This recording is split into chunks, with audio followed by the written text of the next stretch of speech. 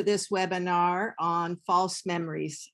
I'm welcoming folks from our West Coast, so it's good morning to you. I'm also welcoming folks from our neighbors to the south, and we also have some attendees from across the pond in the Netherlands, so welcome to all.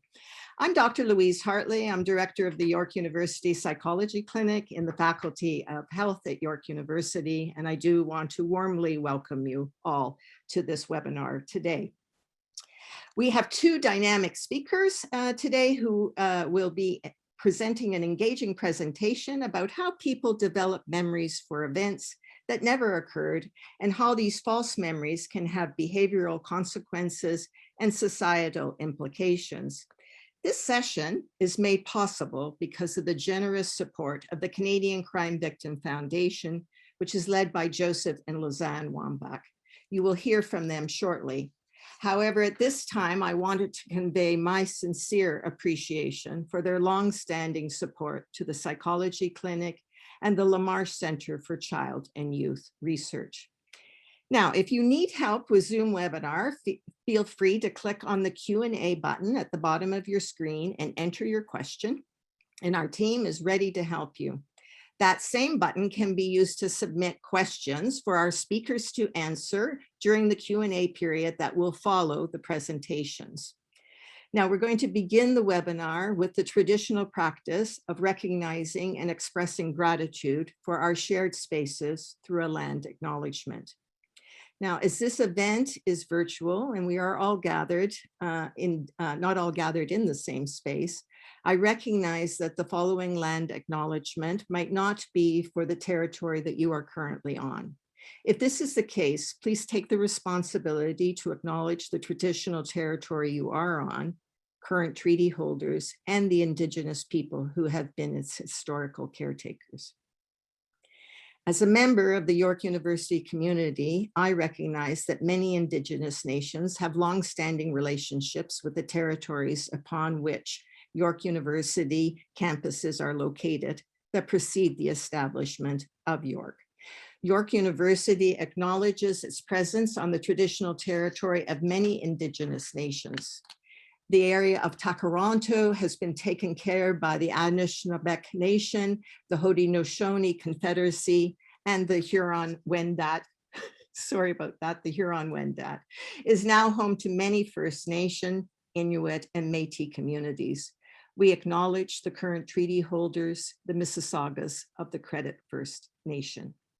The territory is subject to the Dish with One Spoon Wampum Belt Covenant, an agreement to peacefully share and care for the Great Lakes region. This dish has three simple teachings. First, never take more than you share. Second, make sure there's enough food to go around for everyone. And third, don't follow the dish or take the dish. We say these words to acknowledge the territory we are gathered on and the history of the land and the peoples who have come before us. Whether this is the first time you've heard it or you're familiar with it, we encourage you to learn more about the history of Indigenous peoples in Canada. We also extend to everyone an invitation to reflect on the land acknowledgement's message of sharing, caring, and joint responsibility, which are important more than ever as we continue our efforts towards cross-cultural learning and international understanding. At this time, I'd like to call upon Jennifer Connolly, chair of the psychology department at York, to turn on her camera and provide welcoming remarks from the Faculty of Health. Over to you, Jennifer. Thank you. Welcome, everyone. It's just so great to see such an amazing turnout for this webinar. And it is my pleasure to extend the greetings from our Department of Psychology here at York, and also on behalf of the Faculty of Health Dean, Paul McDonald, who regrettably is not able to be here with us today. I want to echo Louise's deep gratitude to Joe and Lausanne Wambach for their continued efforts to remind us of the serious consequences of victimization and to keep our focus on victims. They have been huge supporters of this work, of the clinic and of the LaMarche Research Center through the Canadian Crime Victims Foundation, and it's been my pleasure to know them for well over a decade. I thank them for their efforts to make this webinar possible. You know, I think the turnout that we are seeing for this session, I heard before we have almost 500 people registered. I think it speaks to the level of interest and the importance and the relevance of this topic. This is a key area for psychologists to investigate, and I'm so pleased that we have two of our Canadian psychologists, two of our most prominent members, who are able to speak to this issue and who are moving forward with the research. We need to be training our clinical psychologists, our students here in the clinics, to understand what false memories are about. I think also, though, that this is a matter for all of us to be concerned about the small moments when each of us can be convinced of something that totally is not true, like where we left the keys or who said what when, to the far more important items as to in terms of legal testimony, when something happened, when something didn't happen. These are important issues across the spectrum. I'm so pleased that we have such distinguished professionals, Canadian researchers and psychologists who will speak to us about these really important issues. And I will now hand things back to Dr. Hartley, who will lead the session forward. Thank you so much. Very much, Dr. Connolly. I now have the honor of introducing Lausanne Wambach of the Canadian Crime Victim Foundation, and I'd invite her, please, to turn on her camera. Thank you. Lausanne is a York University alumni, graduating with an honors degree in biology. She's also a registered holistic nutritionist, a certified personal trainer through the Canadian Professional Trainers Network, and a registered health and exercise practitioner from the Ontario Fitness Council. She was a volunteer director for the Canadian Crime Victim Foundation and has recently assumed the role of board chair and executive director. The foundation mission statement is giving victims a voice. The summer of 2000 witnessed the genesis of the Canadian Crime Victim Foundation after Joe and Lausanne's son was a victim of a brutal swarming attack by young offenders in 1999 that almost took his life. He now suffers from false memory syndrome resulting from inappropriate therapy. Since that moment in time, Lausanne and her husband have worked relentlessly to support other victims of crime and balance Canada's criminal justice system to ensure support services are available for victims of crime. Together, they drafted Basic Human Rights for Victims of Crime and Objectives for Change, which is now known as the Canadian Victims' Bill of Rights. Lausanne and Joe have researched and worked with victims of crime, service providers, and justice system personnel for more than 20 years to understand criminal activity, its effects, and the victim aftermath. And Lausanne was awarded the Queen Jubilee Medal for her contribution to her community and country. Lausanne, I warmly welcome you and want to turn the mic over to you for a few words of welcome. Thank you so much, Louise, for those words. And thank you to all of you in attendance. Our mission, or our focus at the Canadian Crime Victim Foundation, has always been victims of crime. But honestly, we are concerned with all areas of victimization. And with false memory syndrome, there's a whole lot of it. It is terrible, and it absolutely tears families apart. Can you imagine that your son or daughter comes to you one day, suddenly, out of the blue, and tells you they can no longer have anything to do with you because of some event or a series of events that are so clear in their mind, but yet never happened. But they don't believe you when you tell them that that never happened. As parents, you have no control. There's nothing you can do. You sit and you wait and you hope and you pray and you long for that child to come back. And maybe they do, if you're lucky. But maybe They never will. It's horrifying for parents. You have lost your child. Mother's Day just passed, and for many mothers, it was a joyous event. Even with the COVID restrictions, either you saw your child or your child contacted you. But for us, it was a nightmare. And the year before was a nightmare. And the year before that, and who knows for how many years. And Father's Day is right around the corner. And there's more suffering and more disappointment. And every birthday and every holiday and every day, on and on. But this, today, is going to start a conversation. And today can increase awareness. Thank you to the Faculty of Health of York University and the Psychology Department for today, because this can be the first step. So without further delay, because I'm looking so forward to hearing from our two distinguished speakers, Louise, back to you. Thank you very much, Lausanne, for those opening remarks. And again, the support from the Canadian Crime Victim Foundation that has made this session possible. Okay, folks, we're ready to get started. Today's talk is focused on learning about how people develop memories for events that never occurred and how these false memories can have behavioral consequences and societal implications. I'm delighted to welcome two academic leaders who are renowned in their field of study relating to false memories.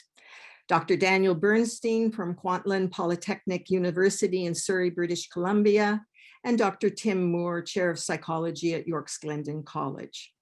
Dr. Bernstein will provide our keynote address on the formation and consequences of false memories, after which Dr. Moore will speak to their implications for individuals and society more generally. To begin, I'm pleased to introduce Dr. Daniel Bernstein, and I would invite him now to turn on his camera. Dr. Bernstein is a Tier 2 Canada Research Chair in Lifespan Cognition and a psychology instructor at Kwantlen Polytechnic University, located, as I mentioned, in Surrey, British Columbia. Dr. Bernstein completed a BA major in sleep and dream studies at the University of California, Berkeley, before completing his MA at Brock University, his PhD at Simon Fraser University, and postdoctoral training at the University of Washington. In 2013, Dr. Bernstein was part of the inaugural cohort elected to the Royal Society of Canada's College of New Scholars, Artists, and Scientists. His current research interests include belief in memory, lifespan cognitive development, and perspective taking. Dr. Bernstein has received funding from federal agencies in Canada, the United States, and New Zealand as a principal applicant or co-applicant. He has authored more than 100 publications, including articles in high-impact journals, technical reports, and newsletters. Dr. Bernstein, I welcome. And thank you so much for taking the time to share your expertise with us today. I know we are all looking forward to your presentation. Over to you, Dan. Thank you very much, Louise. I'm going to share my screen and get started.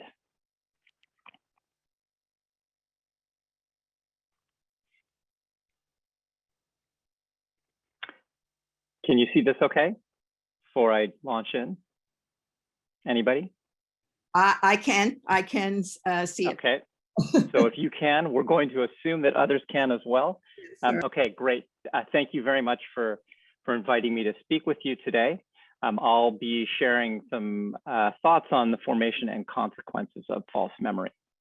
So I'd like you to consider this. In July of 1984, an assailant broke into Jennifer Thompson's apartment and sexually assaulted her. The assailant repeated this with another woman later that night. The 22-year-old Jennifer Thompson studied the perpetrator's face while he assaulted her. She said on 60 Minutes, I was just trying to pay attention to a detail so that if I survived, I'd be able to help the police catch him. This is something that that victims often do when suffering assault. They're trying to study the details of the assailant so that if they have to identify that person later, they'll be able to do so. In January 1985, Ronald Cotton was convicted of rape. The evidence used in this case was that Thompson was 100% sure as an eyewitness in court. A photo identification was made by one of the victims. Police lineup identification was made by one of the victims. A flashlight in Cotton's home resembled the one used by the assailant. And finally, rubber from Cotton's tennis shoe was consistent with the rubber found at one of the crime scenes. Now, Cotton maintained his innocence until DNA exonerated him at age 41. He had served 10.5 years in prison. We'll return to the Cotton case at the end of the talk. So this is yes. You're not in presentation mode. So we're seeing both the, so if you could just go to the top and click on. Okay, so that's back out of that. So you were seeing, yeah, you're seeing the sides as well. The slide and yeah, on the side. So we just need to see the big one. Let's try this. How about now? No. Is that the same? Nope. Same? So maybe we just go back and continue the way it was. Or we'll try this one more time. Yes? No, sorry, at the bottom, there's a little computer kind of thing. If you can just click that, it should work. Once I'm in share? Yeah, just down next to comments. If you go right, the fourth icon on the right, next to the minus. Yeah, if you just click that, I think it should work. How about that? No. No. No. Dan, you need to go Yes. up to the top of your slide of the PPT, and it'll say slideshow. You click on slideshow, and then you'll see play from current slide. Click on that. Okay. And So that I've tried. Wait. Okay. How about that? That's playing from current slide. So this is now playing from current slide, presenter view, and play from start. And you're still seeing the thumbnails on the side. Is that correct? Yeah. Yes. Yeah. Divya, could you share the slide deck instead? Sure. And manage the advancing. Yeah, so Divya, then if you do that, there are a lot of slide advances that I'll tell you when, if that works for you. Yeah. Okay. Okay, so I'll stop sharing. Sorry about that, folks. This is an ongoing problem. I did this recently and had the same problem. So. Okay. Okay, so I think we were about 5 slides in.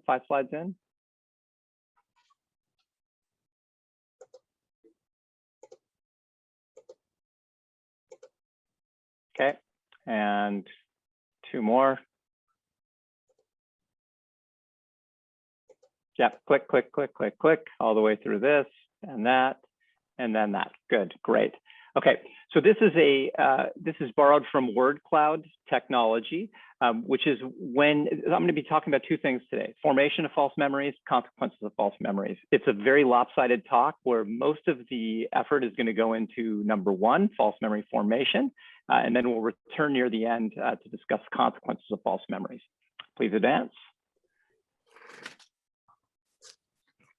Okay, so memory is malleable and reconstructed. We've known this since the 30s.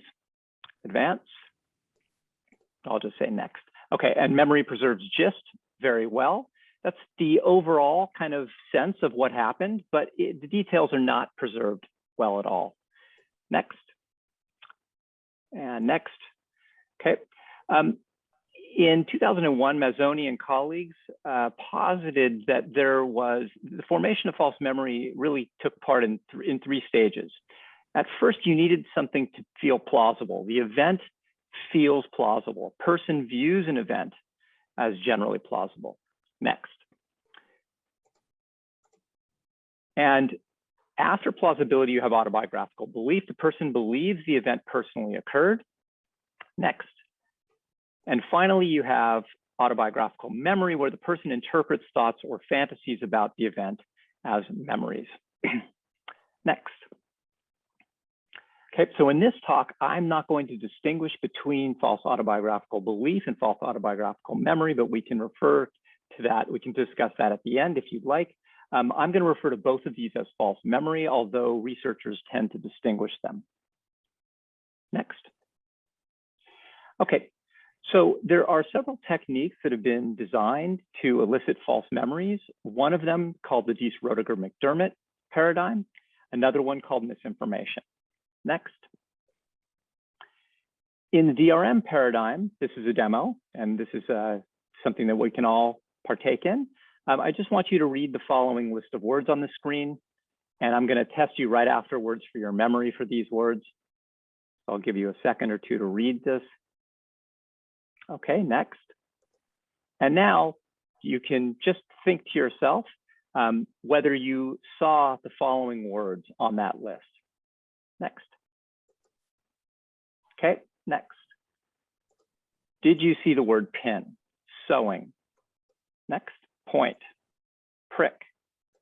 Next, needle, injection. And I think there may be one more, or if that may be tired. Okay, so most of you probably remember seeing pin, sewing, point, prick, needle, and injection.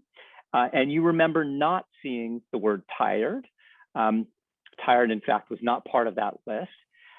However, if you think that you saw the word needle, you are mistaken. That is a false memory. This kind of demonstration works in 60 to 80% of people. It is an incredibly powerful demonstration. It can be done in under a minute. You can elicit a false memory. And the reason that this happens, and just so that we're clear, 60 to 80% of people claim that they saw the word needle from that list that I just showed, when in fact, needle was not on the list. However, needle was related to every word that was on that list. And because of that, people form associations while they're reading the words on the list. And because they're forming associations, the word needle basically is part of that associative network that we have in our brains. Next. Okay, so as I said, this yields very high false memory rates. Next. And now we'll move on to the misinformation paradigm. Next. So this is when misleading information that is presented after experiencing an event makes people misremember details of the event. Next. In one of the first demonstrations of this, Elizabeth Loftus and colleagues presented participants, which I'll use the capital P, small s.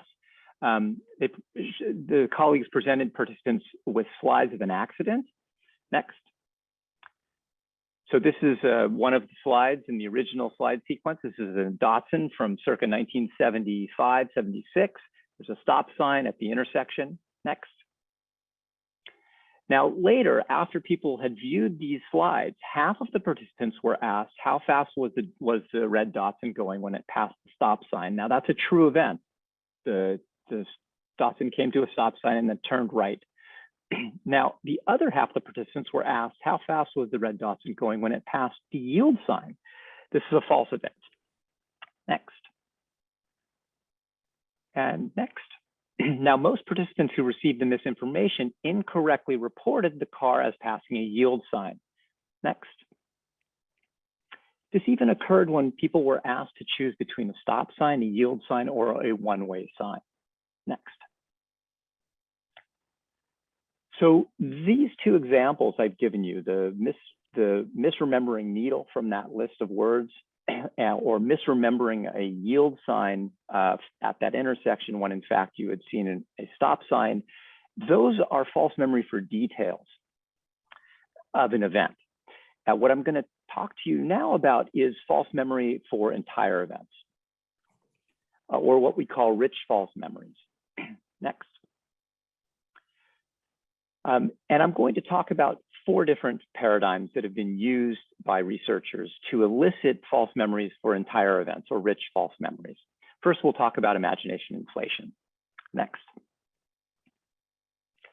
So in this paradigm, next, in session 1, participants rate childhood life events, next, such as you had a lifeguard pull you out of the water, you won a stuffed animal at a carnival game, next, gave someone a haircut, next, broke a window with your hand. Now, all of these are plausible events that could have happened in anyone's childhood. However, one of them is going to be selected by the researchers. Marianne, Gary, and colleagues conducted this study. So they would select one of these items, such as broke a window with your hand. That would be the critical item. Next. Next. Now at session 2, 2 weeks later, participants imagined some of these events, including the critical events, such as broke a window with your hand, had a lifeguard pull you out of the water, won a stuffed animal at a carnival game, and participants re-rate all the life events. So here are 2 events that people may have to try to imagine at session 2. Lifeguard pulling you out of the water, won a stuffed animal at a carnival game. And when asked to imagine, participants are really encouraged to imbue the imagination with detail. Try to think of sensory detail. Try to think of what it was like to be pulled from the water by a lifeguard. Were you panicking? Were you splashing? What were you feeling? Now, this is all part of the imagination experience. Now, afterwards, participants re-rate all of the life events that they had rated 2 weeks earlier during session 1. Next. And the results. Imagination inflation occurred. You can go back one. So imagination inflated confidence that the events had occurred in childhood. So you may have been underconfident at time 1, and now you're more confident at time 2. Next.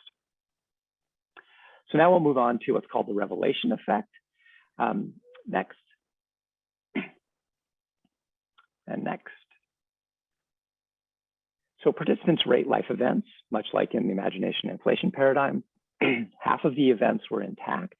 I broke a window playing ball, half of them were scrambled. Broke a window playing ball. In this case, window is scrambled as an anagram. And participants have to unscramble the word window and then rate the item broke a window playing ball. So half of the events are intact, half of them were scrambled. Next. And the results. Participants are more likely to claim events happened in childhood after they unscramble a word in the life event. This effect also occurs for belief.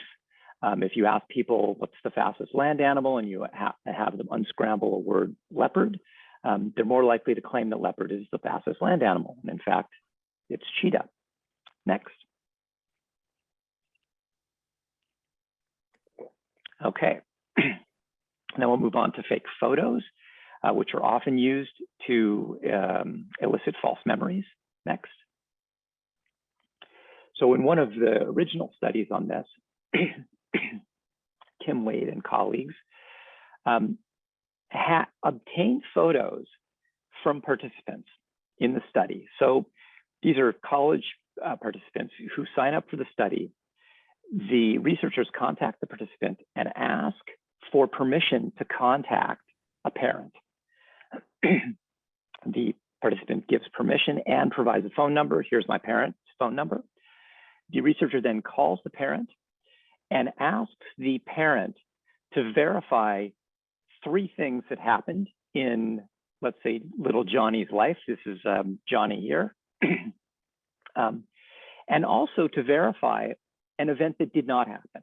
And in this case, the critical event is that little Johnny took a hot air balloon ride with dad, okay? And let's say that dad is the one who fields the phone call while talking to the researcher. Dad says, here are 3 things that happened in Johnny's life when he was young, when he was a boy. And I can verify that I never took a hot air balloon ride with Johnny. Here is a photo, though, of me and Johnny when he's around. Okay, next. Now, participants come into the lab for testing, and they're told, we spoke with your parents, and your parents told us 4 things that happened in your childhood. Here are 3 things that we think happened in your childhood that your dad told us happened, including and a 4th thing. Okay. Now, unbeknownst to Johnny, items 1 through 3 are true events that were provided by Dad, but item 4 is the hot air balloon ride that Dad has verified never happened. So, with the powers of Photoshop, little Johnny is placed with Dad in a hot air balloon ride, and now Johnny, age 20, college undergraduate, is shown this picture of himself with Dad taking a hot air balloon ride. Okay, and Johnny is asked to remember the event in addition to the other 3 events and to provide details about this event. Next, 50% of participants, after seeing themselves in a photo, a doctored photo, claim this as a memory and can provide all kinds of information about the event that never happened. Next. And finally, we're going to talk about false autobiographical suggestion. Next. This is a similar kind of technique as the one that I just talked with you about, using the false photo manipulation. In this case, the experimenter contacts participants' parents. The participant learns truthfully that the parent said, you rode a pony at your 6th birthday party, you broke a tooth on a piece of hard candy, and you got chewing gum stuck in your hair. Okay. Now, participants also learn falsely they think that this is true because the parent provided this detail, that you got lost in the mall. Next. And they're asked to try to remember this critical event, getting lost in the mall, just like in therapy. You may not remember it at first, but we want you to try to remember this. Try to recall in as much detail as possible what happened. Next. And what you see here is 3 separate interviews, 1 week apart. At time 1, the green bar here far left, about 70% of people remember the true event, getting whatever that is. At time 2, still stays at 70%. Time 3 stays at about 70%. And if you move over to the right-hand side for the false event, it starts at around 30% at time 1, then moves down to around 25% at time 2, interview 2 and interview 3. So about 25% of people are coming to believe that they got lost in a mall as a child after undergoing this experience of trying to remember the event, just like they might be encouraged to remember an event in therapy if they didn't remember the event at first. Next. This technique was also used by Ira Hyman and colleagues the same year, and they found very similar results. People are very good at remembering the true events, but again, they are remembering almost 25% of the time by interview 3, the false event. In this case, the wedding accident event is that you spilled punch on the bride's parents at a wedding when you were a child. Okay, next. In the original Loftus and Pickrell study, Lost in the Mall study, one of the participants said, I do remember her, an elderly lady asking me if I was lost, asking my name, and then saying something about taking me to security. Okay, this of course is a false memory, but this participant comes to remember this quite vividly. Next. Okay, and this technique, false autobiographical suggestion, is in a recent systematic review of this literature, Mushala and Schoenborn found that suggestive statements plus free and guided imagery, very much like what I just discussed with you, can create false beliefs or false memories in 20 to 50% of participants, much like the data I showed you. Dream interpretation and hypnosis can create false beliefs and false memories in more than 50% of participants. So we have to be very careful about the techniques that we use to elicit memories when those memories are not reported by the participant or the client in therapy. Next. So are all false memories created equal? The quick answer is no, and I will discuss with you some evidence for that. Next. So first we'll ask, what is false memory? Well, it's remembering something that never happened.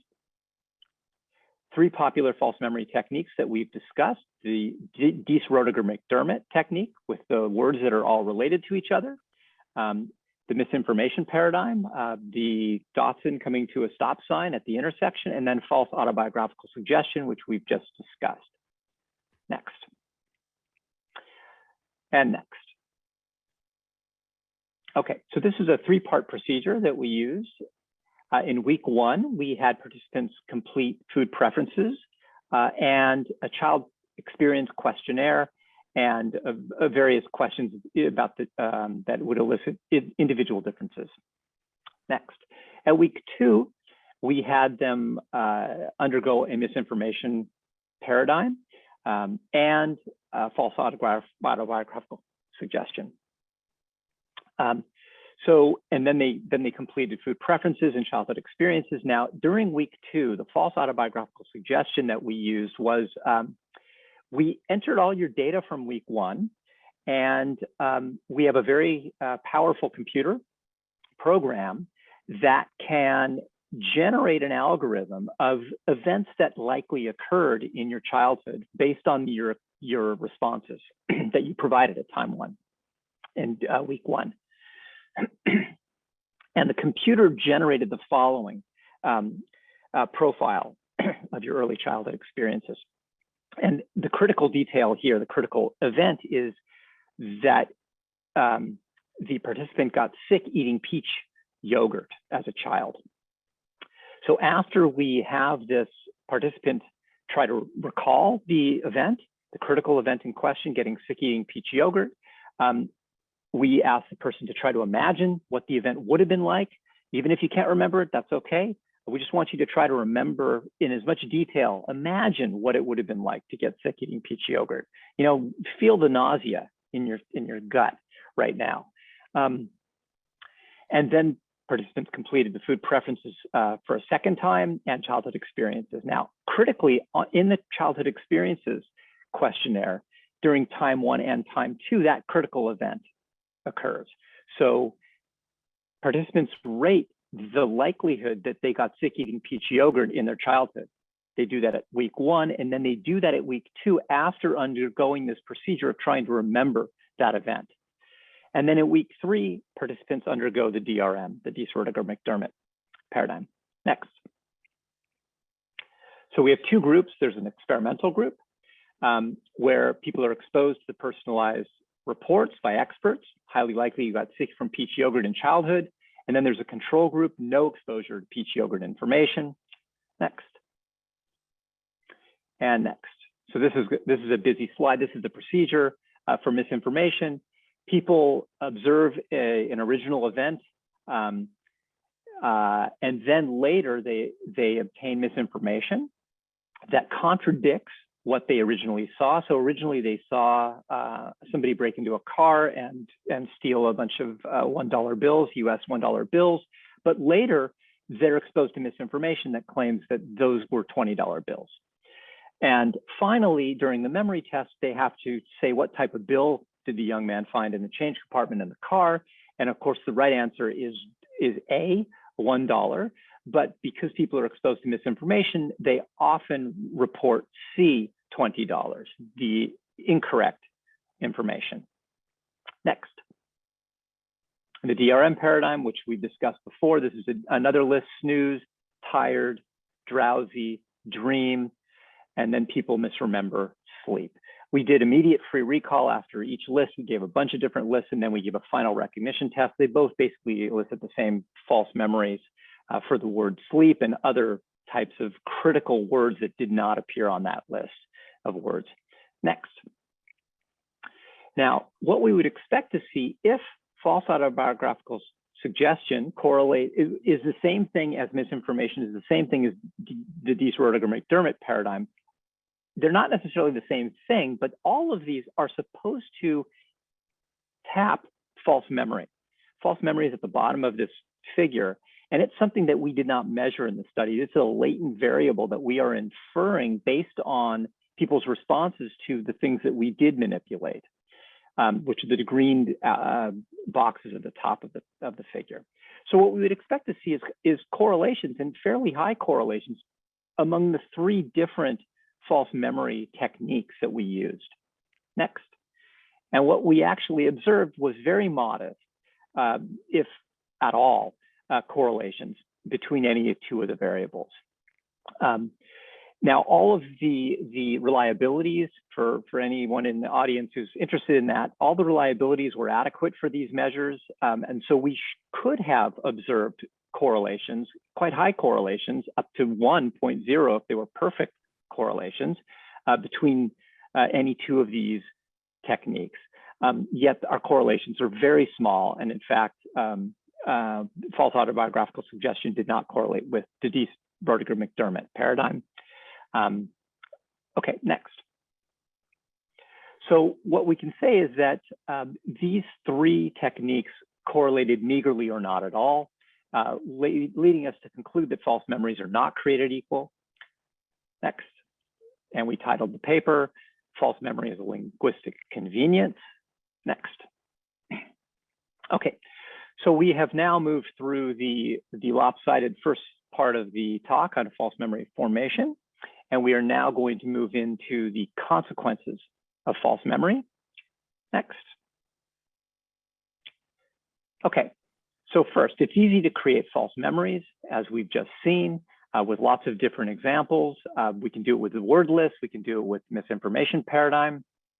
We can also use this very heavy-handed procedure of contacting parents of participants and getting verification that some things happened in childhood, and confirmation that some things did not happen in childhood, and then sharing that with the participant. What we don't know from these studies, which are all lab-based studies, is whether false memories have real-world consequences. We know that in the real world, false memories have consequences, but can we demonstrate that in the lab? And that was what we turned our attention to. How could we demonstrate that? So this is work that I did with Elizabeth Loftus during my postdoctoral fellowship with her at the University of Washington. And we were talking one evening about what I was going to work on with her for my postdoctoral fellowship. And we were throwing ideas around. And one of the ideas that came around was that Elizabeth Loftus had been in the world of false memory for a long time. She was considered a lightning rod, and for good and bad. She received a lot of attention for her work on false memory, and a lot of it was hate. So some of the attention was positive, but a lot of it was actually just raw hatred. For a time, she had bodyguards when she gave talks in public. Anyway, so we were talking about false memories, and she said, you know, for years I've been demonstrating false memories in the lab, but I've never demonstrated the consequences of those memories. And can we do that? And I said, that's a great idea. And so I do not own this idea. This is Beth Loftus's idea, but we launched a series of studies investigating this question of implanting false memories in participants in the lab and then seeing whether those false memories had consequences. Okay, next. And we chose food, trying to get people to misremember things that had happened having to do with food. So in session 1, participants complete a food history inventory, food preferences, and a party behavior questionnaire. The critical item is that they got sick after eating strawberry ice cream. That is an item that occurs on the food history inventory. So they'll have to rate whether they got sick eating strawberry ice cream as a child. 1 week later, participants return to the lab, and some participants receive false feedback. You got sick after eating strawberry ice cream as a child. And we tell them this using the same kind of misinformation as I shared with you prior. We say that to the participant, we say that we have this very sophisticated computer program. We entered all of your responses from week 1, and the computer program generated this profile of your early childhood experiences. And here are some of the things that the computer said about you. And a critical item is you got sick after eating strawberry ice cream. So after participants receive the feedback, they're encouraged to imagine this event, this critical event in some detail. And again, you got sick eating strawberry ice cream. What would it have felt like? Who were you with? Where were you? What time of day was it? What time of year was it? And then they complete the food history inventory a second time, food preferences, and party behavior questionnaire. And next, the results. After participants received false feedback, they were more likely to increase their confidence that they got sick eating strawberry ice cream as children. That's the implantation of the false memory. And then after participants received the false feedback, they were also less likely to prefer strawberry ice cream and less likely to report wanting to eat that item at a party. And the take-home message here is that false autobiographical suggestion created false autobiographical memories with consequences. So there are actual consequences that accompany the false autobiographical suggestion and false memory. Next. Now, a few years after this work came out, Alan Scaboria and colleagues conducted a study where they had participants learn that they had gotten sick eating peach yogurt as children. So these participants are basically misinformed. And the participants read a false government health report saying that as children, many individuals were sickened after eating peach yogurt that was contaminated with E. coli. 1 week later, participants who read the false information actually ate less peach yogurt that they were offered. They also ate less strawberry and cherry yogurt, but they ate equal number of crackers as the participants who did not receive this false information. And next, in a follow-up study with Alan Scaboria, this is one that I was involved in, we had participants receive personal suggestions. So this is personalized. This happened to you, or general suggestions like the one that I just showed you. The government report says that a bunch of people got sick eating peach yogurt contaminated by E. coli, or both. So 3 different groups of participants in this study. Okay, and the results. 1 week or 1 month later, participants who received the personal suggestion or both the personal and the general suggestion ate less peach yogurt, but equal numbers of crackers to the people who did not receive the suggestion. Take home message here is that the personal suggestion, not the general one, but the personal one, this happened to you. That related to false memory consequences. So not only do people come to believe that this happened to them, but they also avoided the item that they think made them sick as a child. And this is a false memory. Next. Okay, so there are legal applications of false memory. We have eyewitness testimony, which is used quite often, and it is fallible at best. We also have ear witness testimony, where people overhear something. They may have been out of eyesight from the event, but they can hear what happened. And again, if they are witnesses based on what they heard, their testimony is fallible at best. Next. And now for something somewhat different. This is work that we have done on what's called truthiness. This is a term that Stephen Colbert coined. Actually, the term had been around prior, but not in its same meaning. What Stephen Colbert said was that truthiness is truth that comes from the gut, not books. And we should believe it. We should believe the truth that comes from the gut much more than any truth that comes from books. Next. So this is work with Aaron Newman and colleagues. We showed participants trivia questions.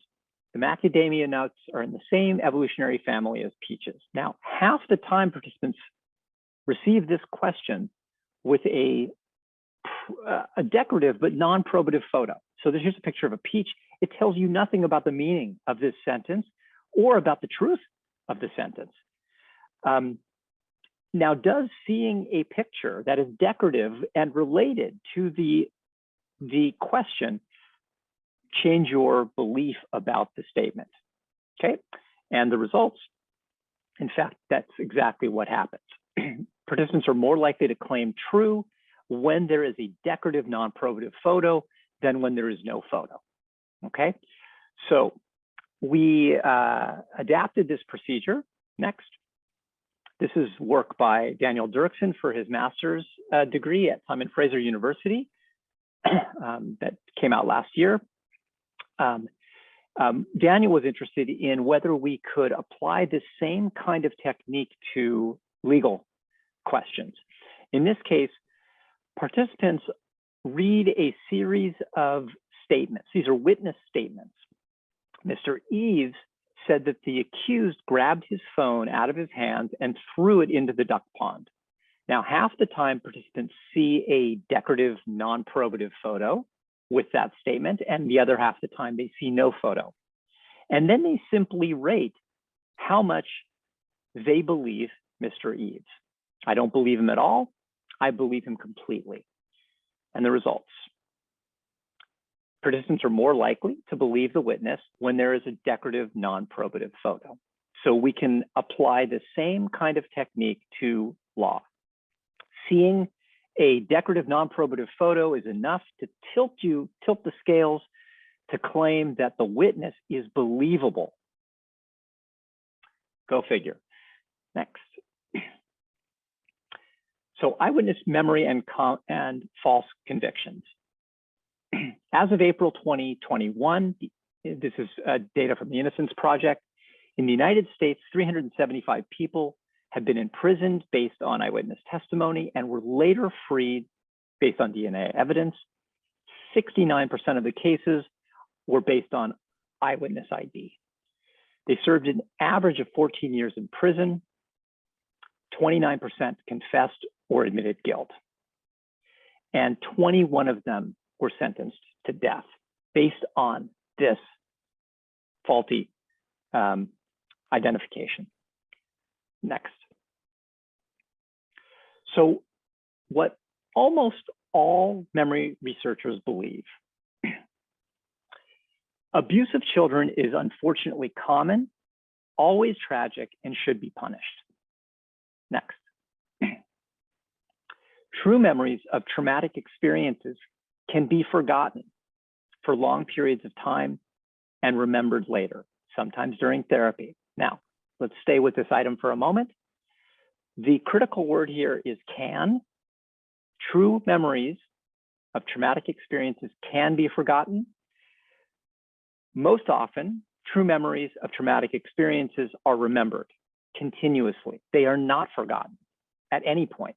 But there are cases of people forgetting traumatic experiences, actual traumatic experiences, and later remembering those experiences. Next. We cannot know whether an event happened based solely on what people remember. Next. So a summary of research on false memory creation. People will report and believe false memories when, next, an authority figure makes the false event seem plausible. Next. People think they possess memories of the false event. Next. Procedures are used to facilitate the recovering of the memory. People imagine what such an experience would be like.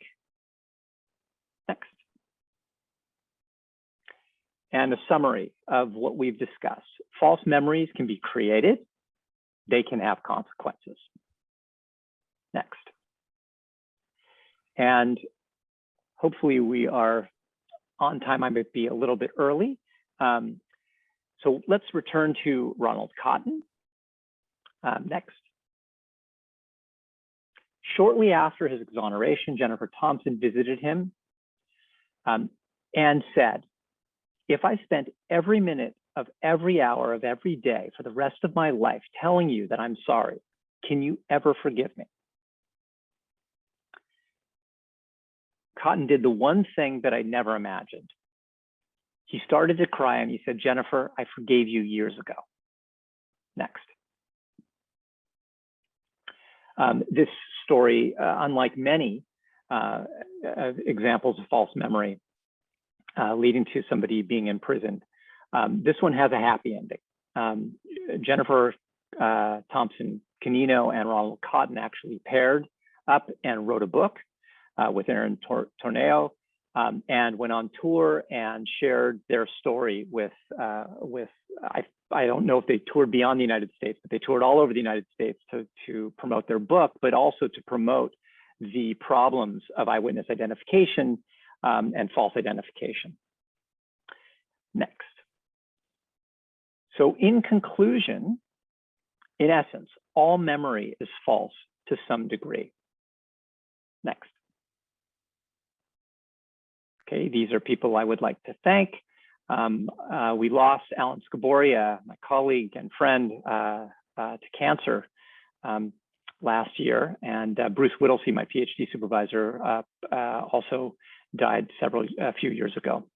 And the people on the top are fortunately still alive.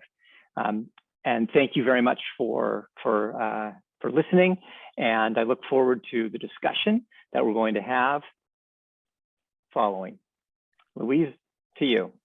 Yes, well, thank you very much, Dan. There was a lot of material in there, and clearly things for those of us in the helping profession to be thinking carefully about, because, effective therapy is definitely about helping people to really fully experience whatever they're relating. And so you can see we need to be careful in doing that. A question I'm going to have, but I'll have that in a minute. It's about the hatred that Elizabeth Loftus experienced. People don't, and still does. Still does. Yes, but we'll come back. Anyways, thank you for a very informative talk, and I'm sure there will be lots of questions from our audience at the end. All right. So as a reminder to our guests, please use the Q&A function at the bottom of your screen to ask questions, and put them in now before you forget them, because we can see what our memory is like. And then after we hear from our next speaker, we will be opening it up. So I'm now pleased to invite Dr. Tim Moore to turn on his camera as I introduce him to our audience. Hi, Tim. So Dr. Tim Moore, PhD, clinical psychology, and a professor of psychology and chair of the psychology at York University's Glendon College, where he teaches psychology and law. He frequently gives presentations to lawyers, judges, and other forensic professionals on topics pertaining to memory, misinformation effects, and the factors that may compromise the reliability of autobiographical recollections. He has been retained as a consultant or expert witness on these topics on numerous occasions in criminal and civil trials in Canada, the US, Australia, and New Zealand. Tim, a warm welcome to you, and we're looking forward to you sharing perspectives on individual and societal issues regarding false memories. Over to you, Tim. Thanks, Louise. Can you hear me okay? I can. Okay. And to my audience, I'm operating on an iPad, so let us hope for the best. So Dan mentioned some real-world consequences of false memory. The criminal justice system is a real-world context where memory accuracy takes center stage because memory is a source of evidence in criminal trials. So I'm not,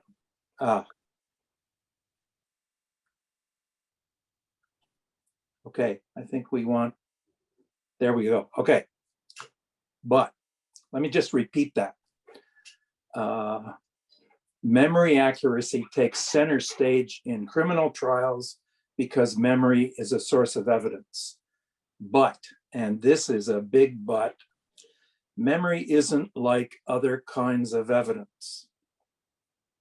You think about bullets, shell casings, blood stains, footprints, crime scene photographs, they can all be found in the evidence room. They won't change over time, at least not much. But the same is not true for memory. There's an intangibility to memory.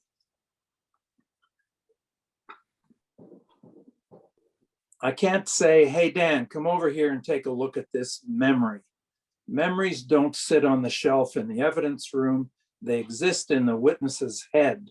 So their accuracy will depend on how thoroughly the events were encoded in the first place, how much time has passed, and importantly, how the memories are extracted from the witness by investigators.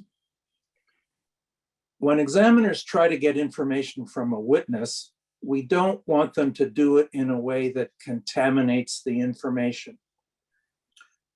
By analogy, suppose there's a footprint at a crime scene.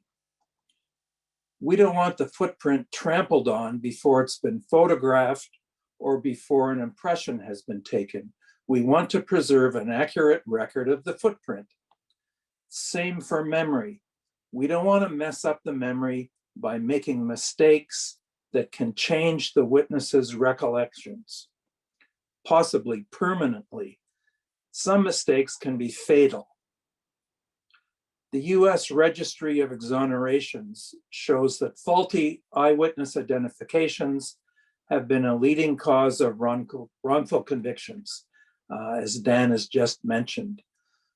Eyewitnesses are frequently not just mistaken, they are confidently mistaken. And a confident witness is going to be compelling in front of a jury. Dan mentioned the case of Jennifer Thompson. Jennifer identified Ronald Cotton as her rapist from a lineup shown to her about 10 days after the assault. But Cotton had also been in a previous photo array that she saw 8 days earlier. At that time, her identification was tentative. When she saw him later in the lineup, he looked familiar. Not because he was her rapist, but because she'd seen his picture in the previous photo array. In later interviews, Jennifer would say that even after she knew Cotton was innocent, her memory of her rapist was of Cotton. When she was brought face to face with the actual rapist, she still didn't recognize him. So this shows how an initial false identification can replace a witness's memory for a perpetrator. Jennifer's story is not an isolated incident. Thomas Sofanow was convicted of first-degree murder in Winnipeg in 1982, largely on the basis of eyewitness testimony. The Supreme Court overturned the conviction 4 years later because of problems with the eyewitness evidence. Those witnesses had been very confident, but the procedural mistakes were numerous. Since then, the research on eyewitness identification has been prolific. The latest set of recommendations was published last year in Law and Human Behavior. These recommendations are based on the scientific consensus from hundreds of studies in peer-reviewed journals from many countries. In my opinion, this is a shining example of how science can inform evidence-based practices. By understanding misinformation effects, we now know how to inoculate forensic procedures, or at least this one, from the damage that those effects can cause. Okay, this is a picture of a painting entitled, "And When Did You Last See Your Father?" It's in the Walker Art Gallery in Liverpool, England. It portrays an episode from the English Civil War. A group of Puritan soldiers are at the home of a loyalist nobleman, and they're questioning his young son about when he has last seen his father. They're actually trying to trick him into betraying whether his father has been home lately. Pretty intimidating. 6 adults all staring at him, and they don't look friendly.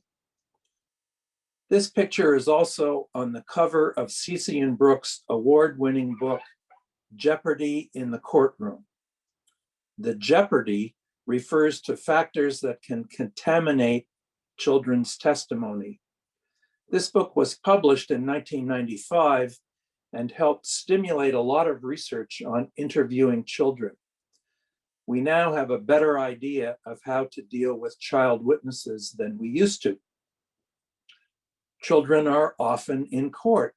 Sometimes they are victims of alleged sexual assaults for which there's no physical evidence, no medical evidence, no witnesses, no nothing, except what the child has said happened.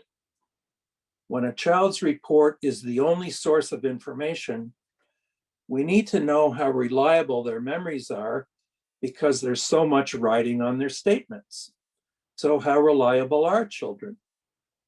Well, it depends. It depends on a lot of stuff. It depends on their age, depends on their language skills, depends on the retention interval, and a bunch of other considerations. But having said that, it's clear that even children as young as 4 are quite capable of accurately remembering personal experiences over long time periods. So how they're interviewed is more important than any shortcomings of their memory abilities. But when we interview children, there's still a lot of room for error. Children are vulnerable to suggestion. So when they make an allegation, to whom was it first made? When? Why? How? How often and under what circumstances? Children know from experience that adults hold all the power. It's in their best interest to pay attention to the wishes of big people. So they are attuned to what they think adults want. They are usually cooperative. They're often compliant and deferential. So they need to be interviewed carefully. And unless they are interviewed carefully, their statements may be of doubtful usefulness. And there's sort of a double whammy that might be operating when children are being interviewed. And what I mean is that the interviewer may already have a pretty good idea of what they want or expect to hear from the child.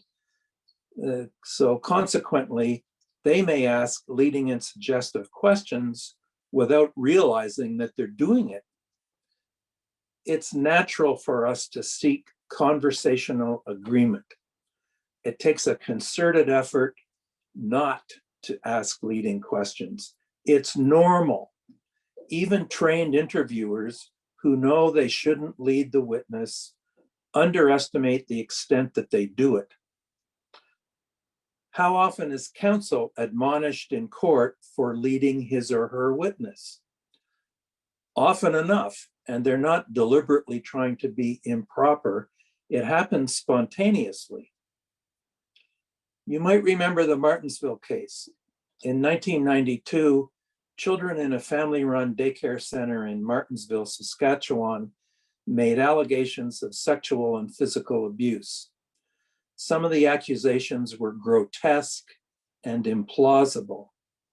One boy claimed he had seen Mrs. Sterling cut off a boy's nipple and eat it.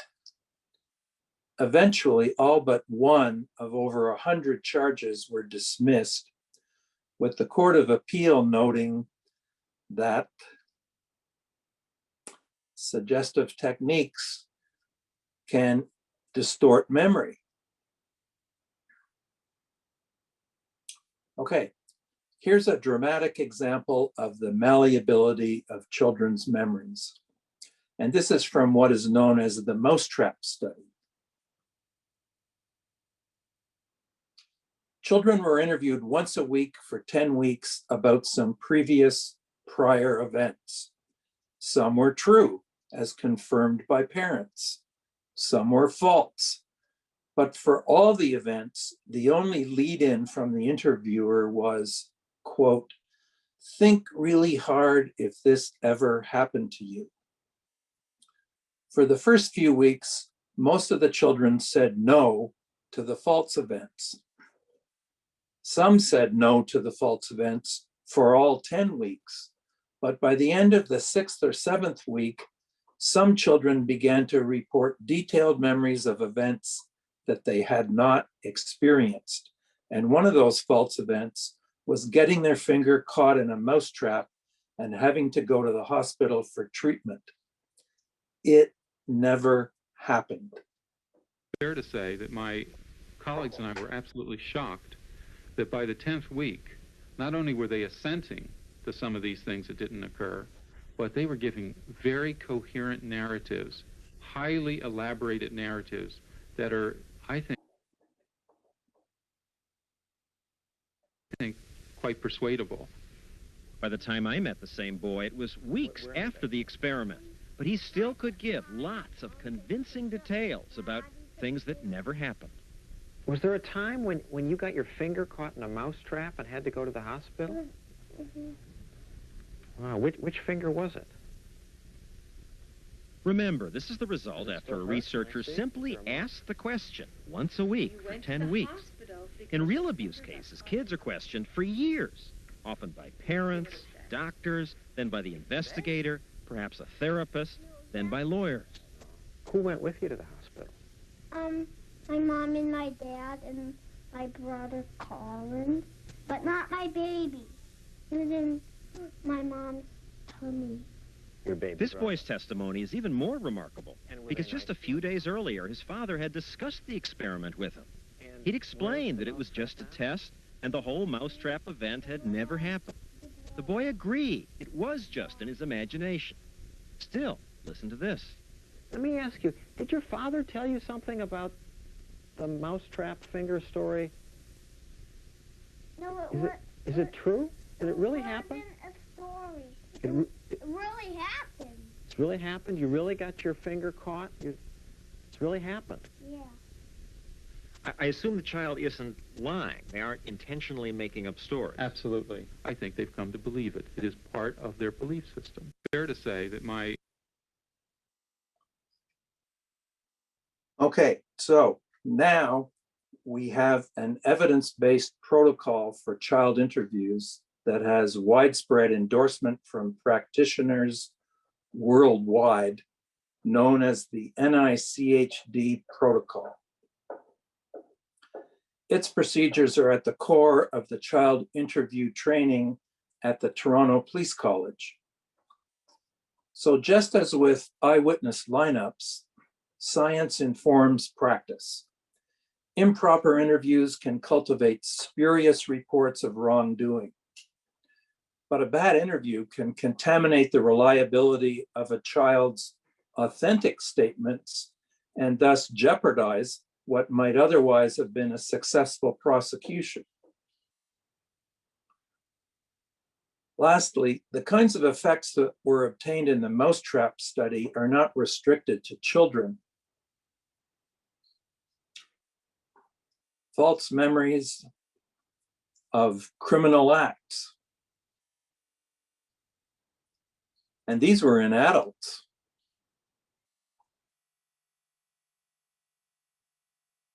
If these false memories of committing a crime can be induced after a couple of sessions in the laboratory, could something similar happen after 8 hours in the interrogation room?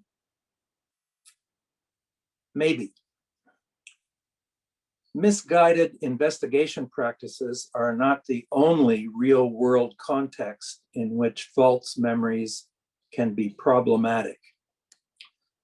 There are therapeutic techniques that can pose a risk of inadvertently cultivating illusory memories. And that risk is significant enough to warrant a cautionary statement from some professional organizations. So this policy statement has been on CPA's website for decades. Some techniques can potentially compromise reliability. Okay, so in closing, I would say that most of the time our memories serve us quite well. We remember enough to be able to function efficiently, but our brains, as Dan has pointed out, our brains are not repositories of the video stream of life. Subjectively, it may feel like we're watching a movie, but the movie is a creation of our own making. Thank you.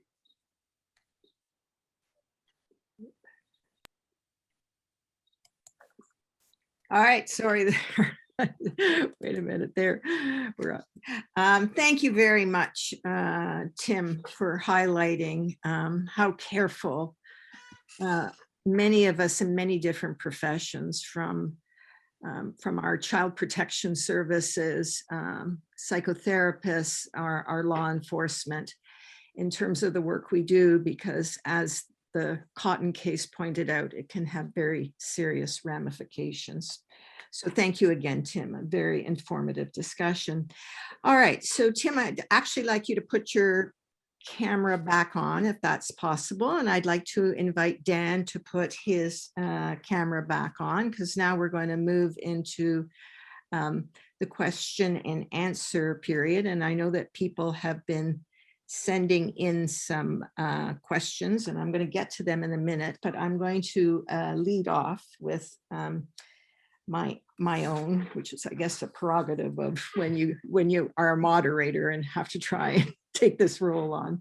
So Dan, I was wondering if you could say a little bit more about the difference between false belief and false memory. Well, the original distinction between those two was really put forth by Endel Tolving at University of Toronto in the 80s.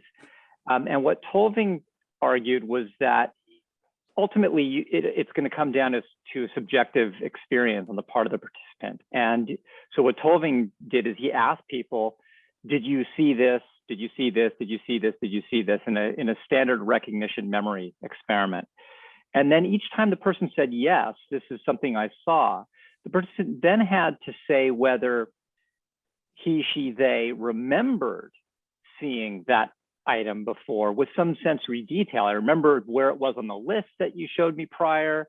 But if the participant could not report remembering any sensory or any particular detail, episodic detail about the experience, but believed that the word or item was on the list, then the person would say, I believe it. And so using that kind of remember no procedure, we've used something similar in our false memory implantation studies, where we ask people, let's say the critical item is you got sick eating strawberry ice cream. You come to believe this, you increase your confidence that it happened. We then ask people, do you have, we explain the difference between reporting whether you have a memory for it or whether you have a belief for it. So a memory is that you remember actual details about the event. You remember where you were, who you were with, episodic details. In the absence of those details, if you still think that this thing happened, that this experience happened in your past, but you can't remember the details, then you'd say you believed it. And so we would distinguish the memory from the belief that way. So in our studies, the person had to increase confidence that they got sick eating strawberry ice cream after being told you got sick eating strawberry ice cream, and had to then report having a memory or a belief. And we would just put them in one or two bins. And we actually would get different consequences based on whether they said they had a memory or a belief. Anyway, that's the basic idea. So you can distinguish them based on subjective report. Okay, and it sounds like a memory is a little even stronger then, like that somehow, is that the sense that Well, some people have argued that it really just comes down to confidence, which I think you're getting at, Louise.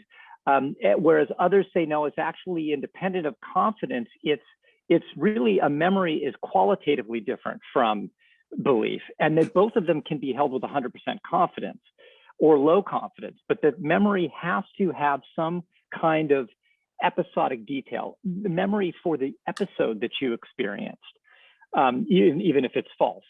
And so if it's true, then you should be able to report some kind of episodic detail. Clearly. So it's not necessarily confidence. Not totally. Okay, I got that. Thank you. All right, so now Tim, I'm going to take you to like the information that you used and put it in a current day situation.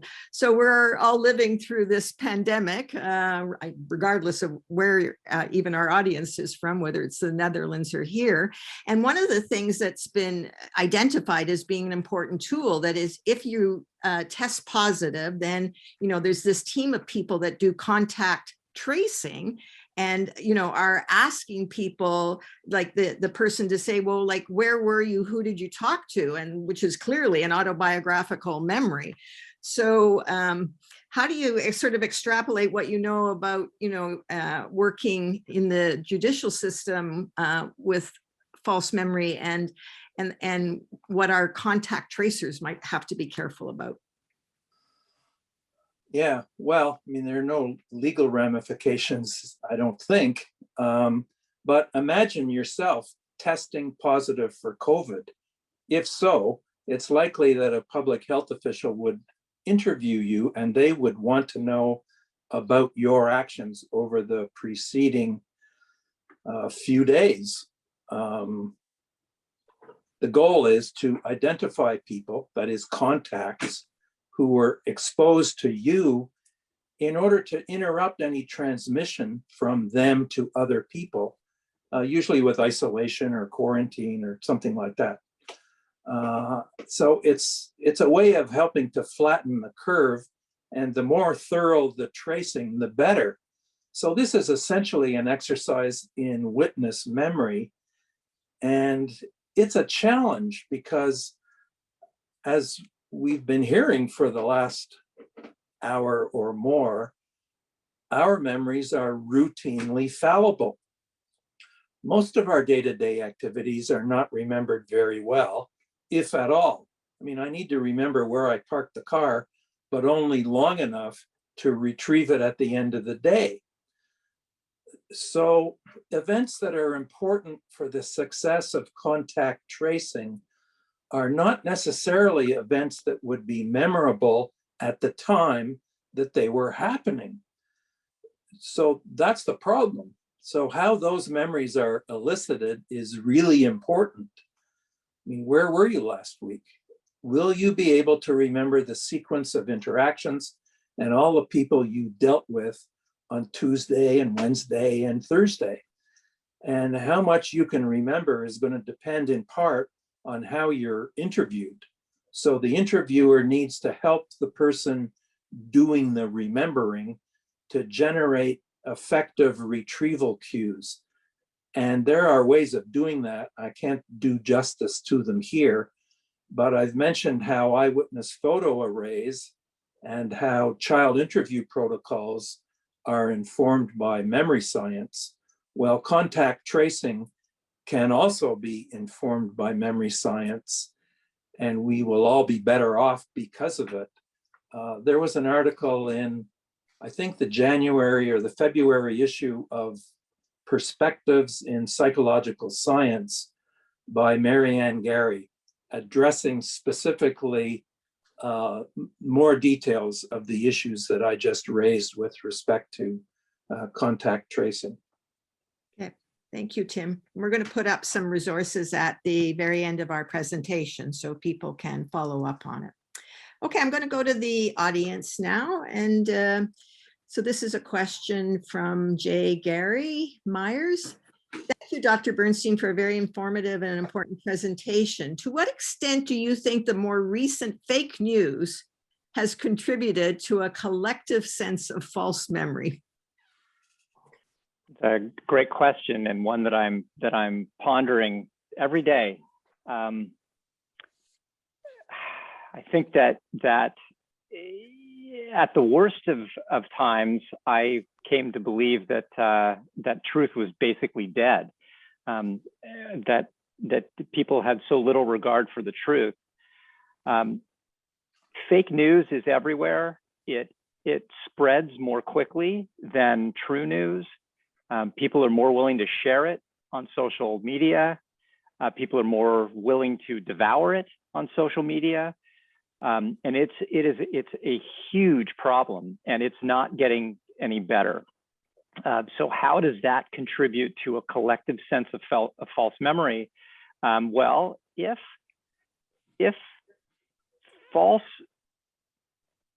fake news continues its spread and its juggernaut, it could eventually replace truth. And that is highly problematic for society. I don't want to be a doomsdayer, but if that were to occur, then all we would have is a collective sense of memory, and it would be false. It would be all the false details that we've absorbed, or that we have no distinction, that we don't even draw a distinction between true and false memory. All that we have is memory. So it's whatever you say goes. Sure. Thank you. All right, so this is a question from Miriam. She writes, I would like to know why some people believe they were more abused than what most others remember about their childhood. For example, someone believing that they were physically hurt, but siblings remember emotional hurt and not physical. And so our question really is, can you make up memories by thinking about the details too much? Oh, yeah. Tim, Yes. do you want that? Well, sure. I mean, that's what imagination inflation consists of. Think really hard if this ever happened. And in the laboratory, you don't have to think very hard for more than a couple of sessions in order for illusory memories to take hold and become part of your autobiographical recollections. So suggestive influences outside the lab can sometimes last much, much longer, and you can be encouraged to engage in imagination inflation, although it wouldn't be called that, but that's what it is. Yeah, if I can just jump in, seeing detail, any kind of in your mind or photograph. We talked about the false photograph studies. My first memory was of seeing my grandfather, and I was 6 months old, and I had an incredibly vivid memory of this. And for my, I don't know, first 25 years of my life before I actually studied memory, I believed this happened. And it wasn't until I saw the photograph in the family album. He died when I was 6 months old. I saw him once. I met him once. And there's a photograph of me being carried by my father and with my grandfather there. And I had this very vivid picture in my head, having seen a photograph. So vivid detail, memory, even though false. Thank you very much. So another question from John, and I'm not going to try and say your last name, John, but hopefully you'll recognize the question when I say it. To what extent is vulnerability an issue in creating false memory? And how can resilience be built by affected agencies or agencies that can have such a negative impact? Yeah. Want to start? Tim? Yeah, and then if Tim has some ideas, he can add on. Yeah. You want me to take a who do you want sure. to first crack? Go ahead, Dan. Okay. There was a very powerful, influential book called The Courage to Heal that many of you may be familiar with. And in the book, the authors argue that basically, I'm going to try to do this justice, that if you're feeling vulnerable, down, you can't concentrate, you're emotional, there's a whole long list. If you can tick off the boxes on this list, and many people can, especially those who are seeking therapy for whatever ails them, they can tick off those boxes. If you can tick off these boxes, you likely were the survivor of some kind of abuse as a child, possibly sexual abuse, physical abuse as well. And so this book was incredibly influential, and it was also incredibly damaging. because it made the argument that most of what sends people to therapy, which is a general sense of malaise, not being in control of one's life, feeling stressed out, things that everybody feels at some point in time. If that's enough to drive you to therapy, and it is in a lot of cases, the authors were arguing, Bass and Davies, that you were likely abused as a child, and these are the underlying manifestations of that abuse that you just can't remember, and so it's really the vulnerability that led people to come to believe things in therapy, that they had been abused themselves, when in fact that had never occurred. And because of their vulnerability to begin with. That doesn't mean that people who are invulnerable are invulnerable to these kinds of suggestive techniques, but the people who are vulnerable are more vulnerable. I'll maybe leave it there. Tim? Yeah, I think if you're in therapy, you are almost by definition vulnerable, and the therapeutic dynamic is a powerful one. From the client's perspective, you're there for guidance and advice and help for whatever ails you. And if you have an eating disorder, there are therapists who might be predisposed to attribute that eating disorder to childhood sexual abuse, which had nothing to do with whatever brought the client to the therapist in the first place. I was actually glancing at the Courage to Heal in preparation for this presentation, and I've got a couple of quotes. One is, "Many women don't have memories. This doesn't mean they weren't abused." And a directive to the therapist from the authors of The Courage to Heal is, you must believe your client was sexually abused, even if she sometimes doubts it. Well, these kinds of directives, so-called guidance, that's a recipe for a folie à deux and the cultivation of illusory memories.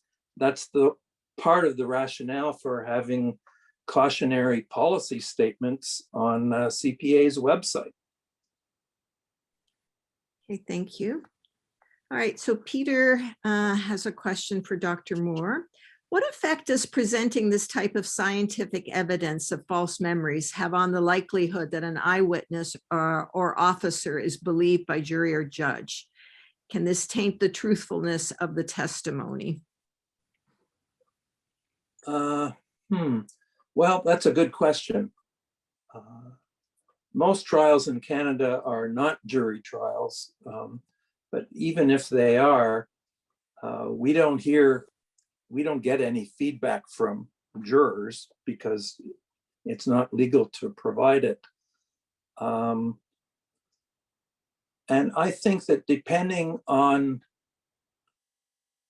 where you are, and by that I mean which police jurisdiction and which police force, the training and the education would vary.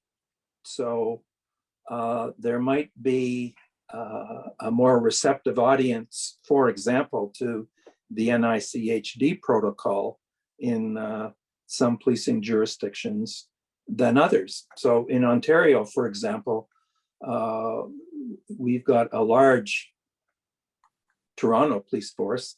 We've got the OPP, and in some parts of the province, we may also have the RCMP.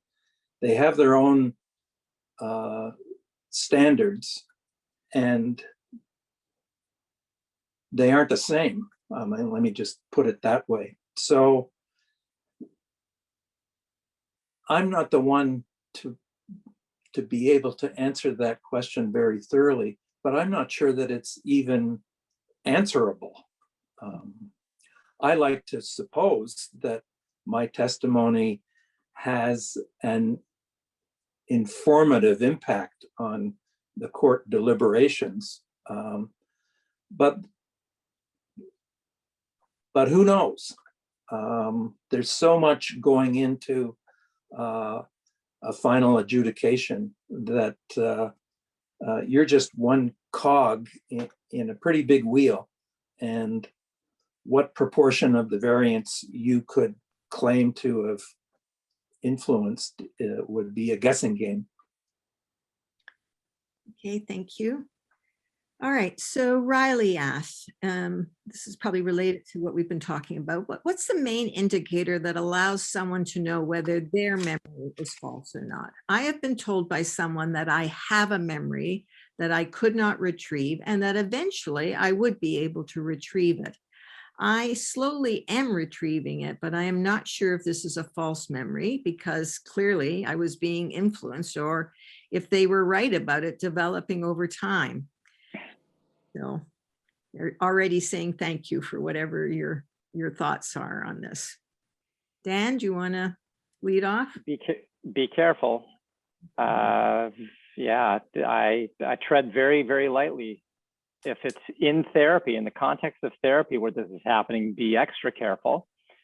If it's through family members who are encouraging this, so if it's outside of therapy, I just be careful either way. If you don't remember this, then you don't remember it. And there's a lot of argument about the benefits of unearthing true memories of things that are forgotten, that were damaging and traumatic, and whether that serves the person in the end. There was a wonderful documentary, it was a documentary or it was a movie made with Laura Dern, where it's based on a true story, and she's acting as the main character in it. It's based on a childhood sexual abuse, and she doesn't remember she had a relationship with a man when she was a little girl, and she thought she was in love with him, and this is all true, but then she goes back and reads her diaries as an adult and realizes that she was completely mistaken about what she thought about this relationship, and then she has to completely reevaluate it. And so anyway, that's the case of somebody remembering something that happened, but then having to reevaluate the memory in light of being an adult. So when you look back on a childhood experience, you saw it through a child's eyes at one point. Your experience at that point is very different from your interpretation when you're an adult. So in the case of not remembering something and being encouraged to try to remember it, if it's a potentially damaging memory, there could be consequences to remembering it if it's a true memory. But as we've been saying, a lot of what today's webinar is on is the implantation of false memory. That if this did not happen and you go looking for it, you can find it. You can find it with all kinds of techniques: hypnosis, dream interpretation, and general just garden variety therapy, where you're guided by your therapist to try to remember something you can't remember.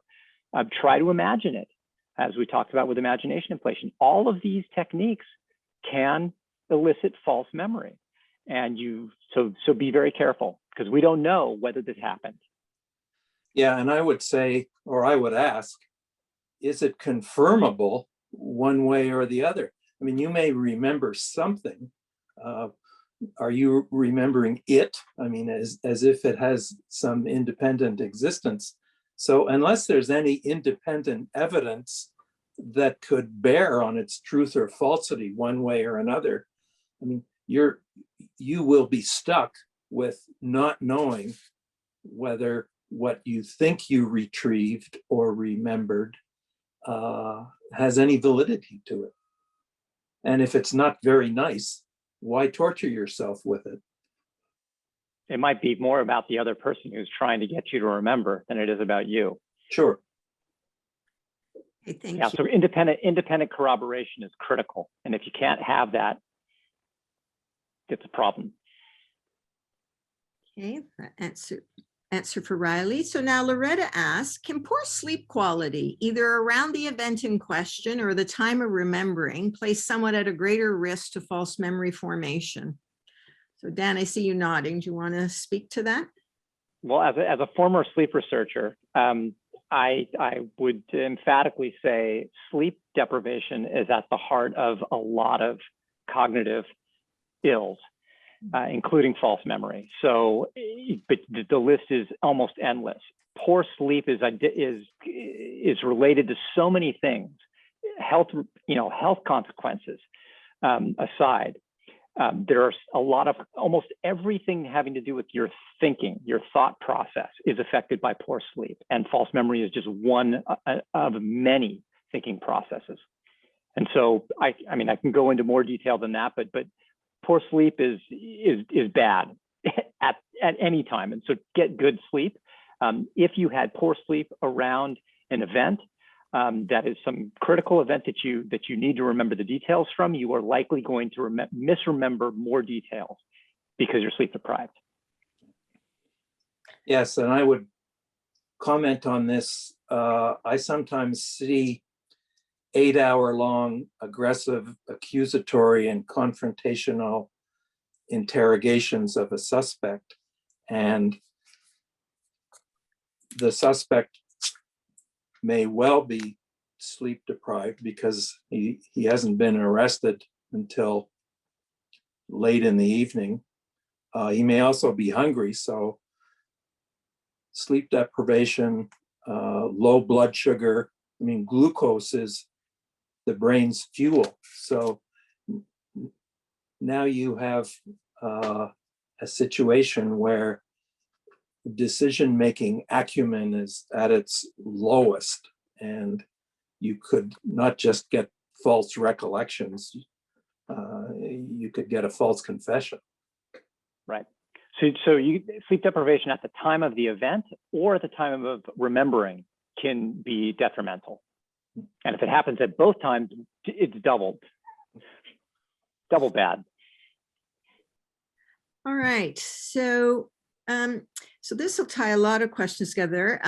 Joanne is asking, how can therapists be more careful in their sessions with patients about memories? Any recommendations on how professionals can better inform themselves to provide more effective therapy or not to contribute to the creation or formation of false memories or beliefs?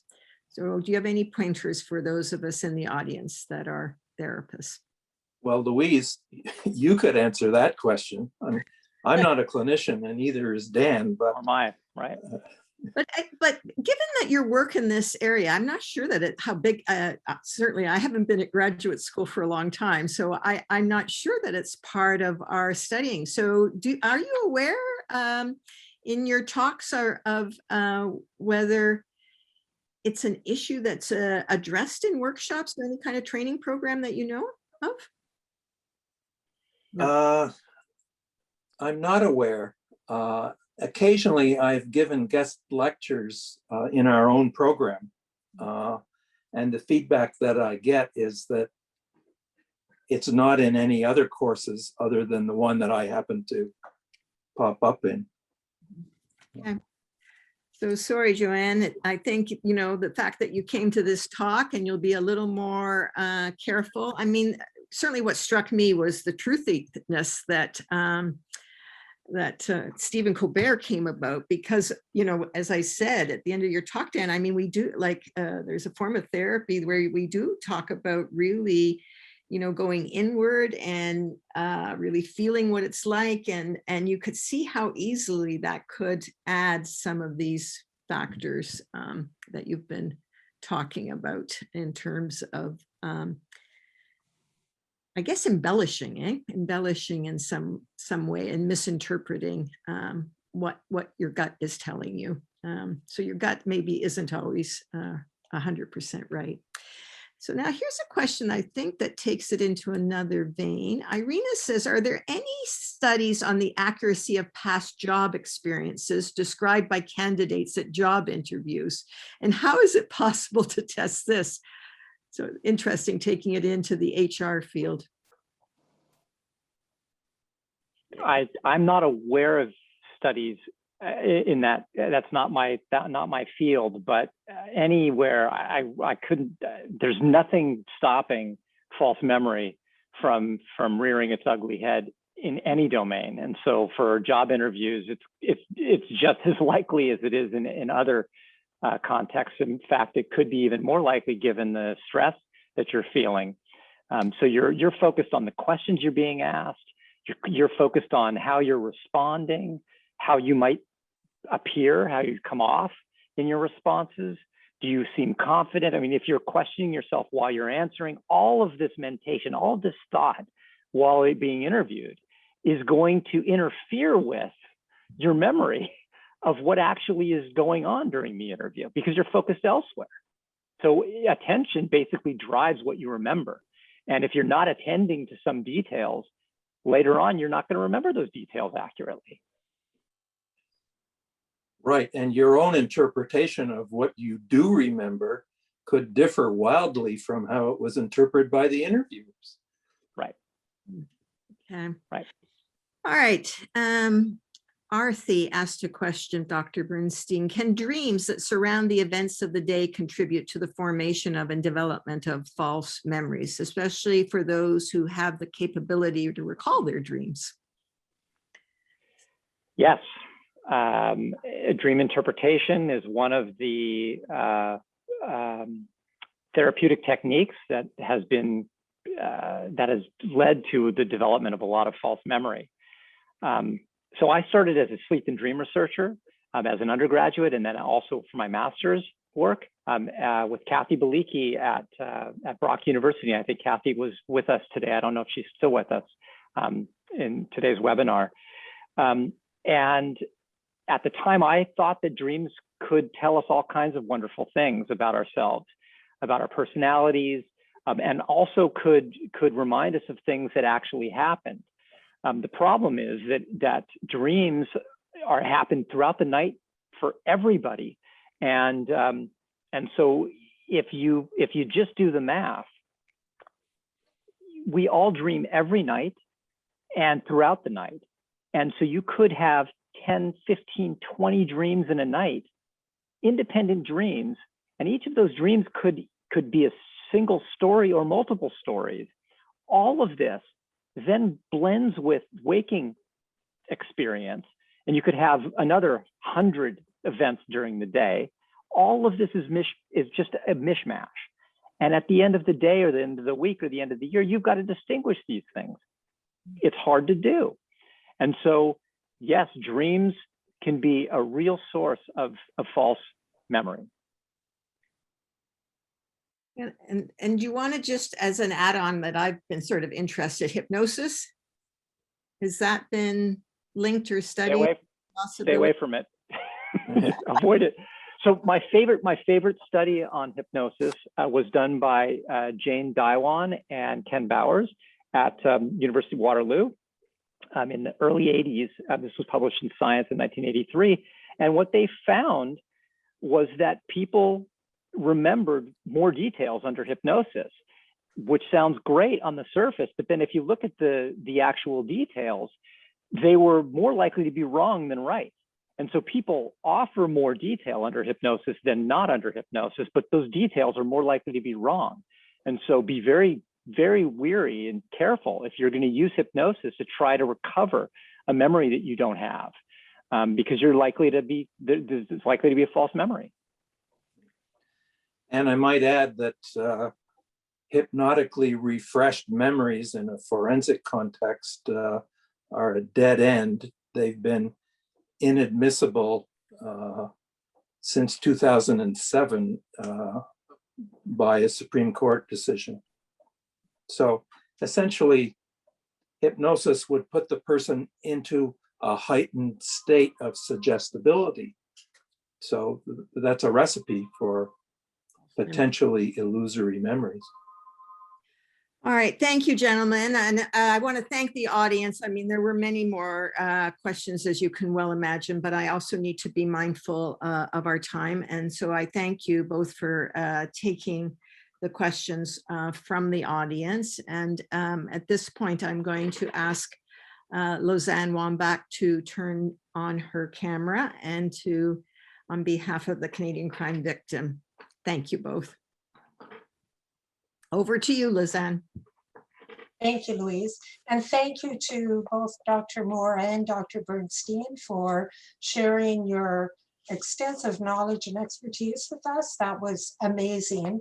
And also, again, I want to thank the Faculty of Health, the Department of Psychology, the Psychology Clinics headed by Dr. Louise Hartley, and all the organizers who were involved to bring this webinar forward. Thank you so much. And I also wanted to mention that our son Jonathan was actually another graduate of York University in the English program. So we love York University. At CCVF, we have influenced legislators to bring about legislation for around the area of victims of crime. And we are hoping now to continue to influence the legislators to bring about legislation that will provide accountability for counselors who use inappropriate therapies that do harm to families. I had mentioned before that I'm hoping that this will cause conversation, and I'm hoping that for the people listening that they might want to start a conversation with their member of parliament around this issue, because we can make a change and we can stop the suffering if we all work together. So thank you, and thank you again for today. And Louise, back to you. Thank you. Okay, thank you very much, Lausanne. Again, a thank you to the Canadian Crime Victim Foundation for sponsoring this event. So before we say goodbye to you and our audience, I want to thank you again for joining in, for asking your questions. I want you to feel free to share today's talk with your friends. It will be posted on our York Alumni YouTube channel. And in a moment, there'll be a slide put up with contact information. So before I sign off, I want to thank you for your participation, and stay safe and be well.